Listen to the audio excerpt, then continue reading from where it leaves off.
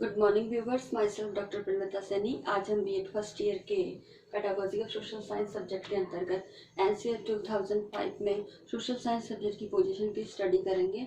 इसके पूर्व में 2 वीडियोस अपलोड कर दिए, पहले आप उन्हें देखिएगा, उसके पश्चात इस वीडियो को देखिएगा। तो एनसीईआरटी 2005, क्योंकि हम सामाजिक विज्ञान की बात करते हैं तो सामाजिक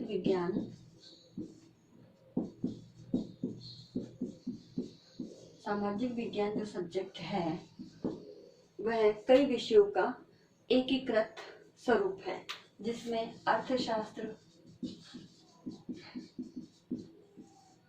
भूगोल, राजनीति विज्ञान,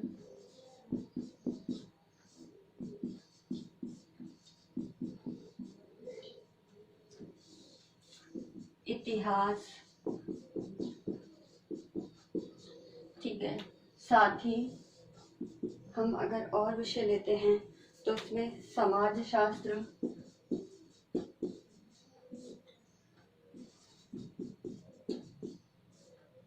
और मानवशास्त्र। तो इन सभी विषयों का जो सोशल साइंस सब्जेक्ट है वो एकीकृत रूप है, अर्थात इन सभी विषयों की थोड़ी थोड़ी सामग्री मिलके ही सामाजिक विज्ञान का अध्ययन हम माध्यमिक स्तर तक यानी 10वीं क्लास तक उसकी स्टडी करते हैं। फिर एनसीईआरटी 2005 के अंतर्गत मैं इसे रब करती हूँ।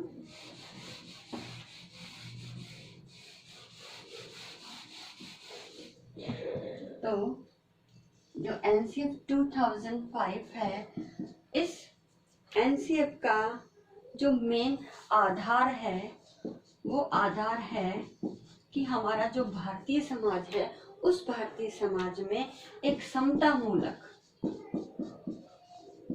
जिसमें सभी नागरिक एक समान हैं और सभी को अपने विकास के समान अवसर प्राप्त होने चाहिए।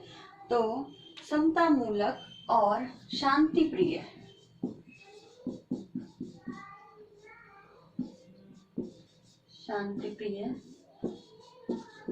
समाज की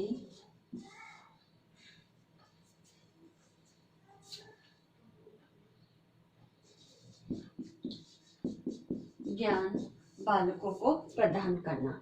तो इसी उद्देश्य से कि भारतीय जो समाज है उसमें समता मूलक और शांति प्रिय समाज की स्थापना हो, तो उसके लिए जो भारतीय समाज के अंदर जो उसकी भावी पीढ़ी है उसको माध्यमिक स्तर पर इस प्रकार का ज्ञान प्रदान किया जाए जिससे बालक समता मूलक और शांति प्रिय समाज की स्थापना करने में अपना योगदान दे सके।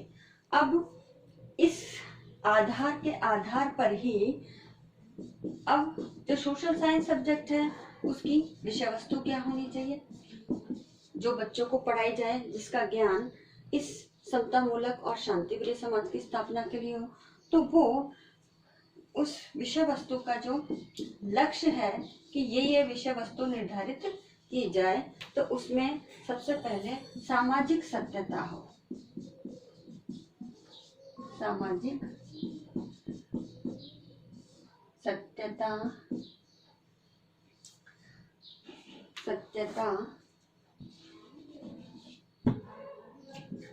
की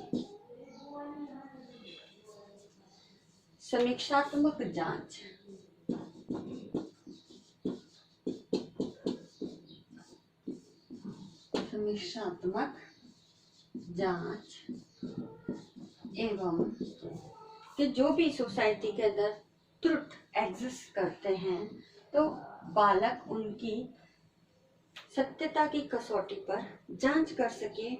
साथ ही आलोचनात्मक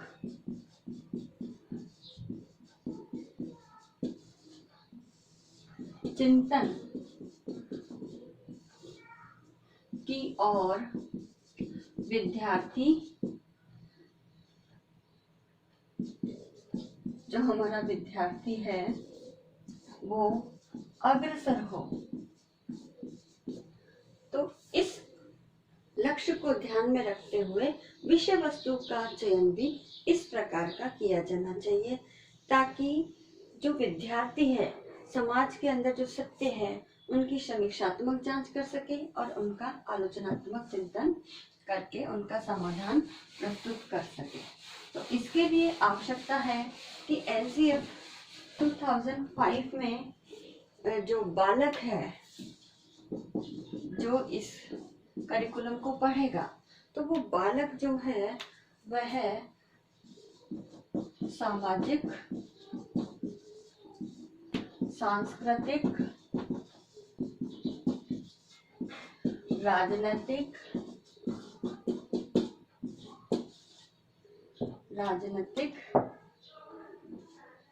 आर्थिक,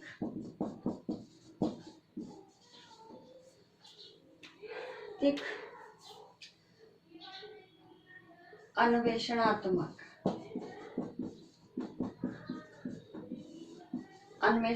मतलब खोज करने से संबंधित। तो अन्वेषणात्मक जो है उसमें क्षमता का विकास हो, खोज करने की क्षमता का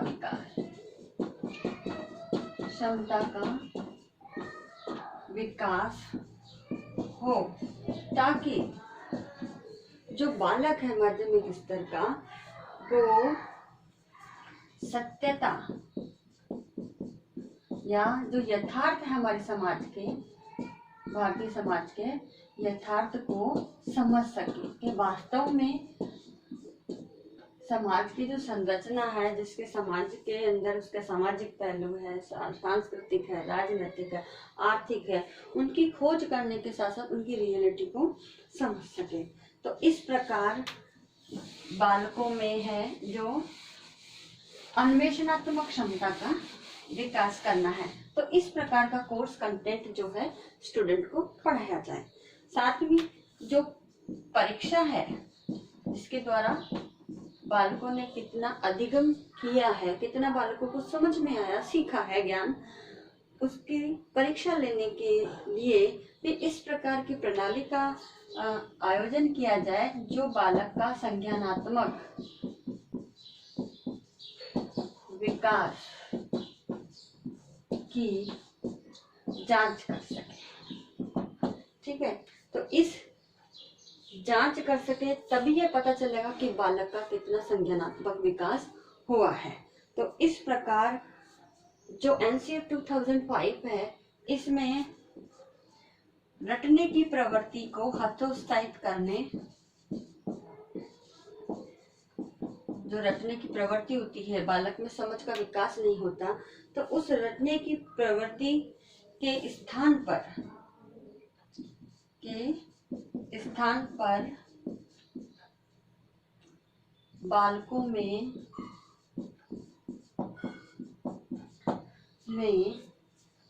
एक कॉन्सेप्ट, जो कॉन्सेप्ट हम समझा रहे हैं उसकी कॉन्सेप्ट की समझ का विकास हो, जो हम सोशल साइंस सब्जेक्ट के अंतर्गत पढ़ते हैं। तो समझ का विकास होना चाहिए जो हमारे सामाजिक, राजनीतिक, नैतिक वास्तविकता का, जो रियलिटी है हमारे समाज में, उस वास्तविकता का विश्लेषण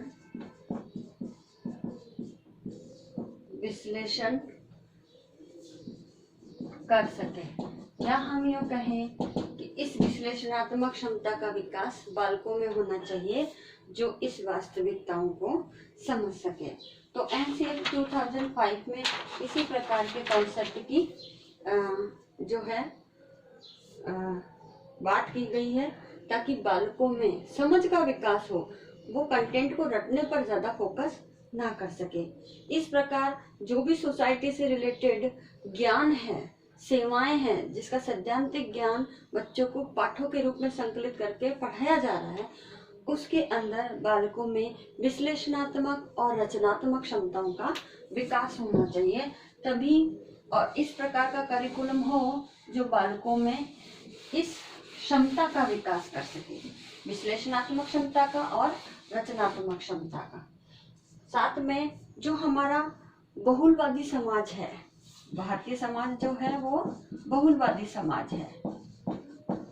भारतीय समाज बहुलवादी समाज है, यानी इसमें बहुत ही धर्मों, जातियों आदि के लोग निवास करते हैं। विविधताओं में एकता वाला हमारा देश है, वैसा ही हमारा समाज है। तो इस बहुलतावादी समाज के अंदर जो हमारा क्षेत्रीय, हर क्षेत्रों के हिसाब से क्षेत्रीय और सामाजिक दोनों ही, हर क्षेत्रों की समाज की स्थिति, क्योंकि हम सामाजिक विज्ञान की बात करते हैं, तो क्षेत्रीय और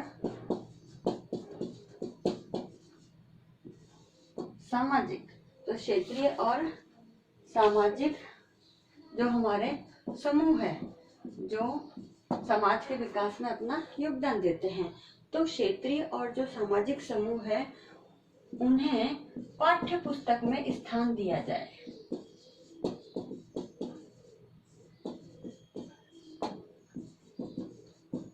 अब क्षेत्रीय स्तर पर जो हमारा प्रशासनिक तंत्र है, जिसमें हमारे नगर पालिका, ग्राम पंचायत आते हैं, हम सोशल साइंस के अंतर्गत इनके कार्यों को, इनके गठन को पढ़ते हैं। जिला परिषद है, जिला जो नगर पालिका है, म्युनिसिपल कॉर्पोरेशन है, तो इन सब चीज़ों को हम पढ़ते हैं स्थानीय स्तर पर। और क्षेत्रीय स्तर पर हम राज्य की विधानसभाएं हैं, राज्य की कार्यपालिका है, न्यायपालिका की व्यवस्था है, हमारे जो सामाजिक समूह जिसमें गैर सरकारी संगठन है, हमारे जो क्लब वगैरह है, साथ ही जो समाज के जो मेन जैसे ग्राम पंचायत है, तो हम इन सबको, इससे रिलेटेड जो कोर्स कंटेंट है हम उनको बुक में स्थान दें। साथ ही ये जो पाठ्य पुस्तकें हैं, ये पाठ्य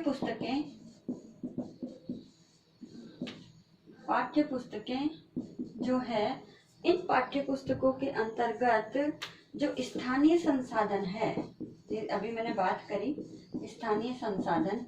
अब स्थानीय संसाधनों में हमारे समाज के वरिष्ठ व्यक्ति है, चिड़ियाघर है, कोई स्मारक पास में है, या कोई उद्योग आसपास के एनवायरनमेंट में स्थापित है, हमारी जो नेचर है, और नगर पालिका जो हमारी स्वास्थ्य चिकित्सा केंद्र है, बैंकिंग क्षेत्र है, तो ये सारे हमारे स्थानीय संसाधन है। तो इन स्थानीय संसाधनों पर आधारित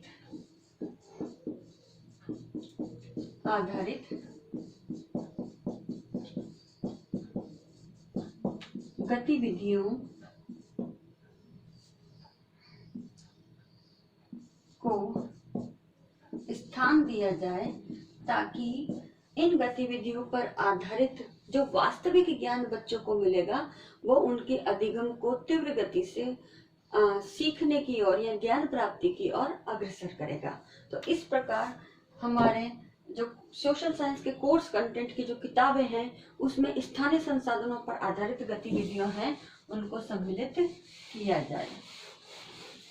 तो इस प्रकार आपने देखा ही होगा कि अभी जो है गतिविधि आधारित हमारी असाइनमेंट पाठ्य पुस्तकें हैं, उनके अंदर क्रियात्मक कार्य के रूप में इस प्रकार की गतिविधियां दी गई है, जिसमें विद्यार्थी जो है सर्वे के माध्यम से जाकर के इंफॉर्मेशन कलेक्ट करता है, चाहे वो नगर पालिका की हो, ग्राम पंचायत की हो, या चिकित्सा की हो, चिकित्सा जो हॉस्पिटल वगैरह है हमारे, उससे संबंधित सर्वेक्षण कार्य है, या हमारे गैर सरकारी संगठन हैं जो सीधे सोसाइटी के वेलफेयर से जुड़े हुए होते हैं। तो इस प्रकार ये समस्त गतिविधियों का इस हमारी जो 10th लेवल तक की CBSE की देख लो, चाहे RBSE की पाठ्य पुस्तक देख लो, उसमें स्थान दिया गया है। वो इसकी रिकमेंडेशन थी NCERT 2005 की। साथ ही बालकों में वैज्ञानिक दृष्टिकोण का विकास हो। आज के समय की इम्पोर्टेंट मांग है कि बालकों में वैज्ञानिक दृष्टिकोण का विकास हो। अब वैज्ञानिक दृष्टिकोण का जो विकास है, अब वैज्ञानिक दृष्टिकोण के विकास के लिए हम विशिष्ट हमारी पद्धतियां हैं, तकनीकें हैं हमारी, जिसमें समस्या समाधान है, समाधान विधि और खोज विधि है। ये जो साइंस के आधार पर है खोज विधि, इनका हम सोशल साइंस में ज़्यादा से ज़्यादा उपयोग करें। तो इस प्रकार का हमारा कोर्स कंटेंट होना चाहिए। साथ ही हमारे देश की जो स्वतंत्रता है, जो हमने स्वतंत्र बलिदानों के बाद प्राप्त की और संविधान के द्वारा इसे हमारे मौलिक अधिकारों में दिया गया है, तो स्वतंत्रता है, विश्वास है, हमारे विश्वास है और परस्पर सम्मान, जो हम सोसाइटी के अंदर रेपुटेड पर्सन का जो सम्मान होता है, साथ ही समाज की या सामाजिक, हम लिख सकते हैं सामाजिक विविधता, जो हमारी सामाजिक विविधता है, विभिन्न जाति, धर्म, वर्ण व्यवस्थाओं के आधार पर जो हमारी है। अभी तो अपनी योग्यता के अनुसार किसी भी प्रोफेशन में जाने का अधिकार होता है। तो ये जो हमारी सामाजिक विविधता है, इन विविधता के प्रति बालक में क्या हो, आदर भाव उत्पन्न हो या आदर भाव विकसित किया जा सके। और इस आदर भाव को विकसित करने के लिए हमारे जो मानवीय मूल्य हैं,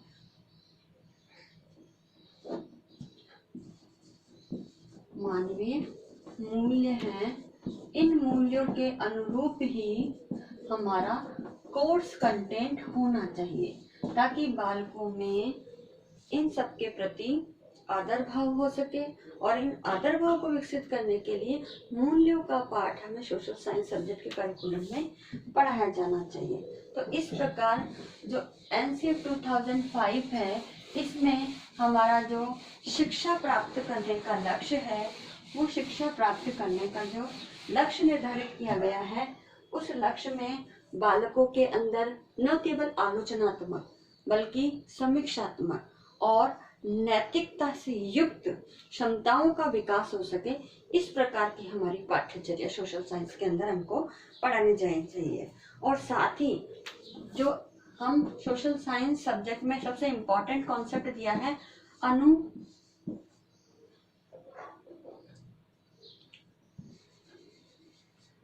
अनुशासनात्मक,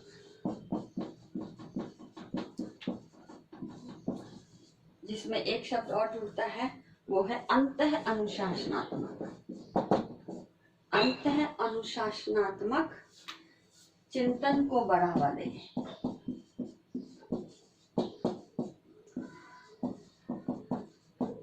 बढ़ावा देना। तो इस प्रकार हम सोशल साइंस सब्जेक्ट को अन्य विषयों के साथ सहसंबंधित करके एक अंतः अनुशासनात्मक प्रवृत्ति के आधार पर हम सोशल साइंस सब्जेक्ट की टीचिंग कराएं, ताकि बालकों के अंदर अंतः अनुशासनात्मक चिंतन को बढ़ावा मिल सके। तो इस प्रकार की हमारी जो NCF 2005 है, इसमें सोशल साइंस सब्जेक्ट के करिकुलम के लिए ये जो उसकी पोजीशन निर्धारित की गई है। तो आज के वीडियो में बस इतना ही। अब आज का जो असाइनमेंट है, उस असाइनमेंट में अंदर हम आपको एक क्वेश्चन देते हैं कि NCF 2005 में सामाजिक